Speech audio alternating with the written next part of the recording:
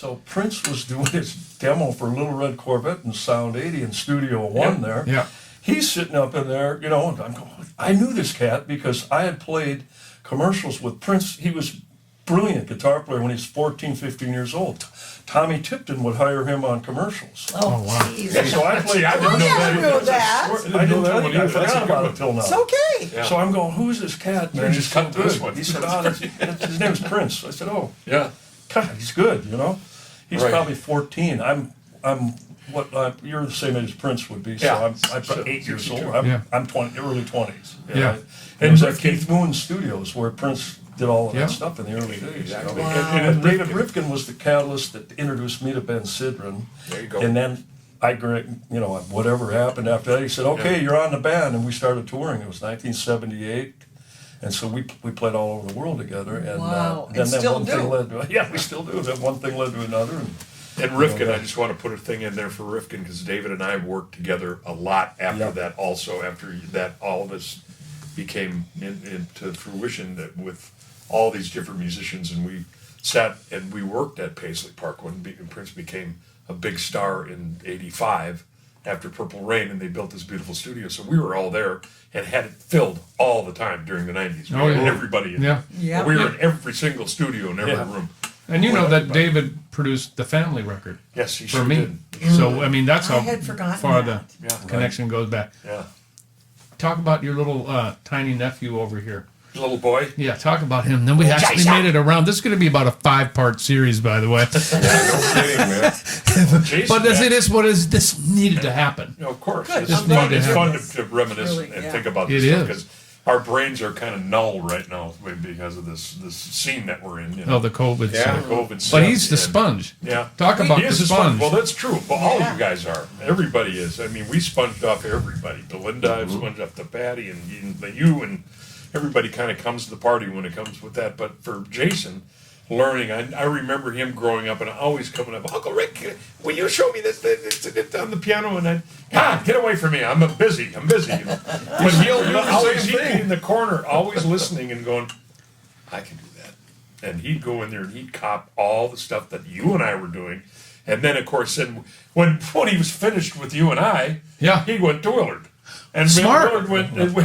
Willard Billy taught him some stuff and got him to play some stuff that he's never thought of and was interested in all the time. So you've Yes. always been a great interest in great musical. So musical in your He would have mom endeavors, man. showing him stuff I was on the waiting piano. for Well, absolutely. somebody Well, to that say was the that. whole thing. You were Yeah. always inquisitive, and you always talked about, you But wanted mom to did learn. that for I all did of wanna you learn. guys. Yeah. Mom did that for all you guys. I remember you asking her for changes on Danny. Oh yeah, yeah. Oh, Yes, I remember that too. That whole legacy was handed down, and there you are utilizing the same thing. And what I wanted to finish up with is that I remember when Billy taught him.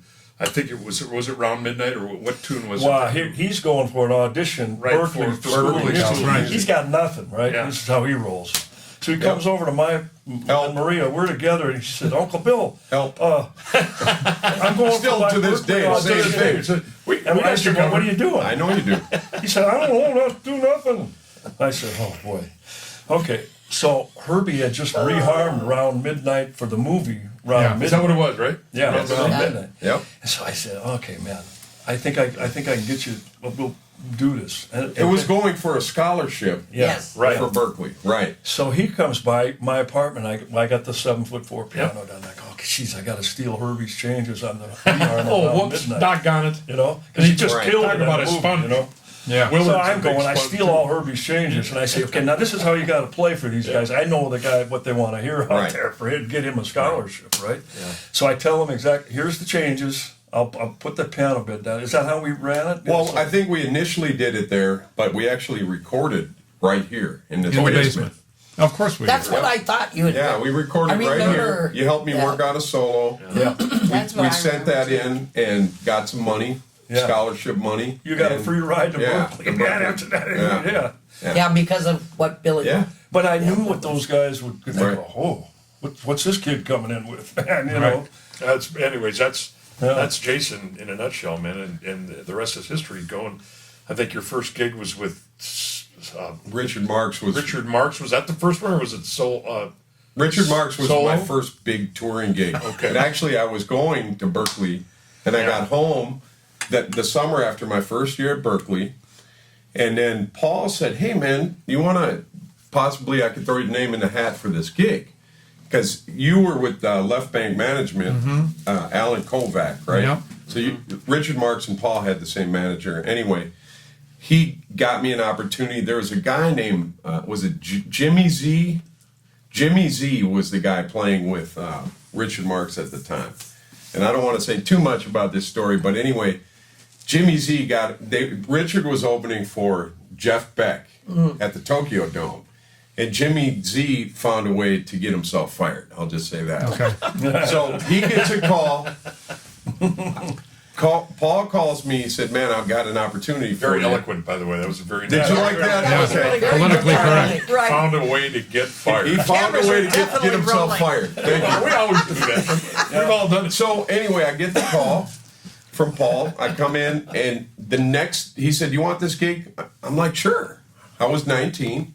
I was getting ready to go back to Berkeley for school, but he's like, "You got the gig. You're on a plane tomorrow to Japan." Yeah. So I didn't even know this music at all. So I had like an old Walkman, and I'm trying to like learn Richard Marx's gig on the Walkman On the plane. Yeah.